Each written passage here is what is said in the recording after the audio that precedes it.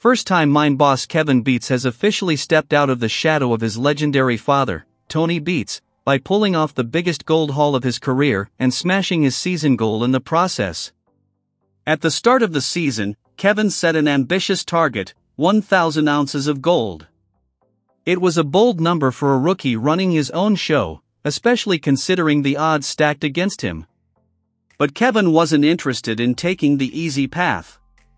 Determined to prove he could hold his own, he walked away from the family operation and used his personal savings to fund a solo mining run at Scribner Creek.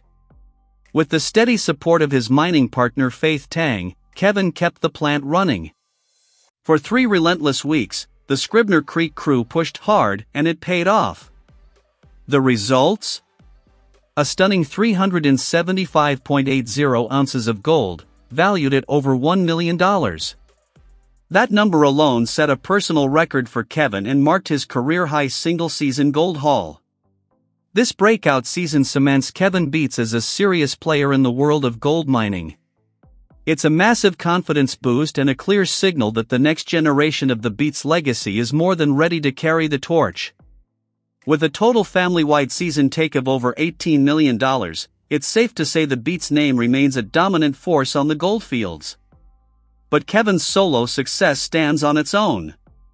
And if this season is any indication, that 375.80 ounce milestone is just the beginning. What started as a slow grind quickly turned into an all-out sprint for rookie mine boss Kevin Beets, as the clock ticked down on his first season running his own operation at Scribner Creek. With equipment breaking down, crew members leaving, and gold still far from reach, Kevin found himself facing a do-or-die finish to hit his 1,000-ounce season goal. What followed was a stretch of pure grit, sleepless nights, and record-breaking gold recovery. The turning point came in week 19, when Kevin's crew began running out of stockpiled pay dirt. As if that wasn't enough, his vital 480 excavator broke down, forcing operations into a critical slowdown. With only 3 acres mined in the Lynx Cut and just a 2-acre extension recently opened, Kevin and his crew were under pressure to strip another 3 acres fast to stay in the game. Then things nearly went up in smoke, literally. A crew member spotted smoke rising from their only functioning excavator. Foreman Brennan Rualt sprang into action with a fire extinguisher. The problem? A faulty starter motor. Although Kevin had replaced it earlier in the season, it turned out the fit wasn't quite right. After 4 hours of hard work, Kevin had it running again, and Brennan was back on the job. With their operation on the brink, Brennan scouted the extension area and discovered promising ground.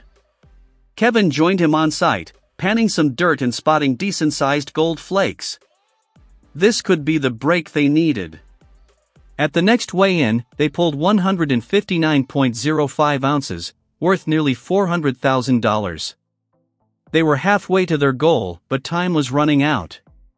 After 5 months, Kevin had just 470 ounces to show for his efforts, less than half of what he needed.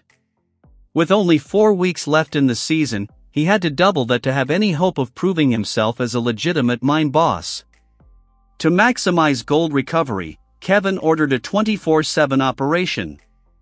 Brennan took charge of stripping pay, while the rest of the crew kept the wash plant running non-stop. Kevin even brought in veteran miner and former bank manager Rick Johnson, who joined Hunter Canning for the overnight shifts. But the night shift wasn't without drama.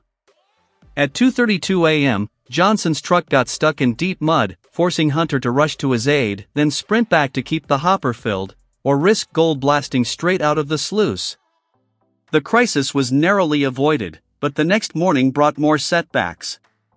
Rocks clogged the pre-wash system, shutting down the wash plant again. Hunter had to dig it all out manually.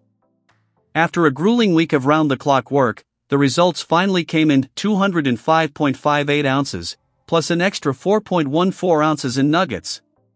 It was Kevin's largest single-week haul ever, valued at over $500,000, and brought his season total up to 680 ounces. But the sprint wasn't over yet. As Kevin approached the final weeks, his team started falling apart. Both Chase Dreger and Hunter Canning had to leave the site for personal reasons, shrinking the crew during a critical push. Meanwhile, disaster struck again when the feeder belt shredded completely, the same belt Kevin had patched up just 7 weeks earlier. It now needed a full replacement. Kevin and the remaining crew managed to install a new one just in time to keep sluicing during their final 3 weeks. With the season wrapped up, Kevin and partner Faith Ting joined the rest of the Beets family for the final gold weigh.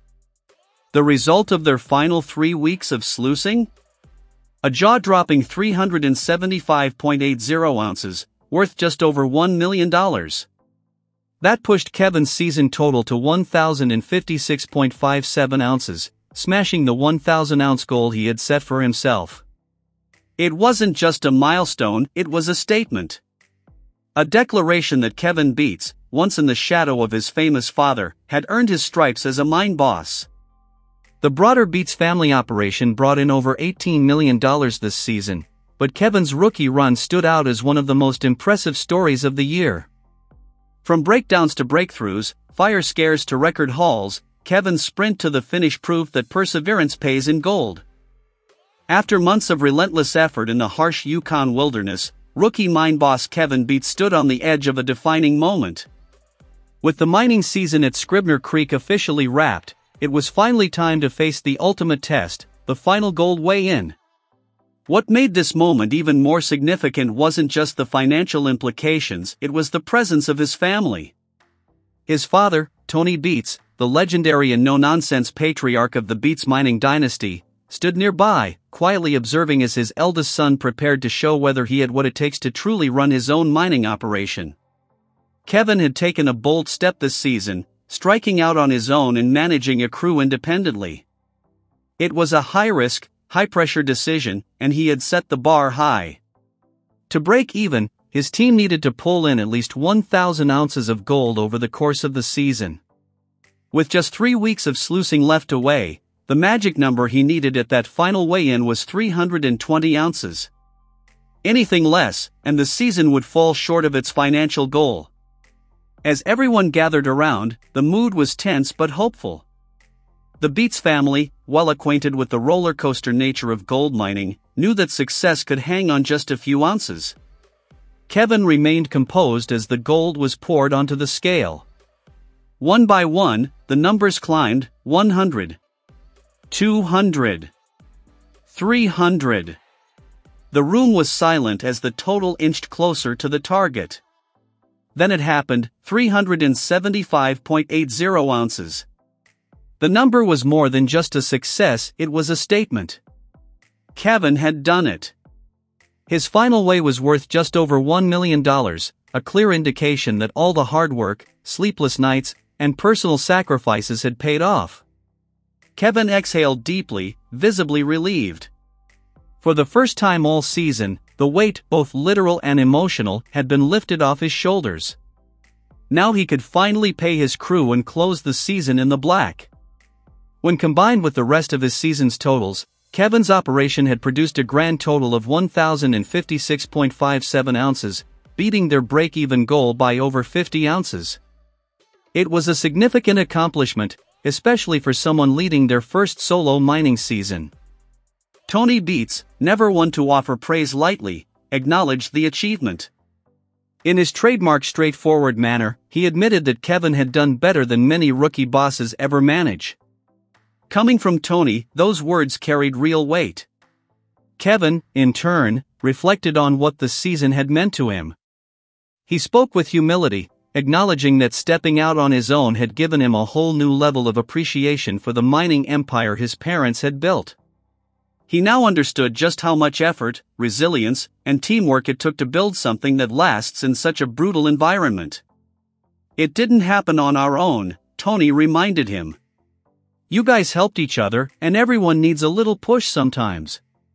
It was a moment of generational understanding, one miner recognizing the growth of the next, and the younger generation acknowledging the legacy they were stepping into. But the final weigh-in wasn't just about Kevin. It was a celebration of family, of effort, and of belief. With all 3 of Tony's kids involved in mining this year, it became clear that the Beets family wasn't just surviving, they were thriving. Collectively, the Beets family had pulled in 6,834 ounces, worth a staggering $18.3 million, their most successful season ever. For Tony, seeing all of his children sluicing and succeeding was a moment of pride.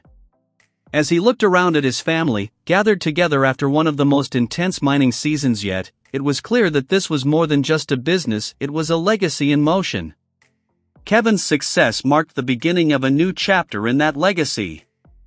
He proved not only to his father but to himself that he could shoulder the responsibility of leading a mining operation.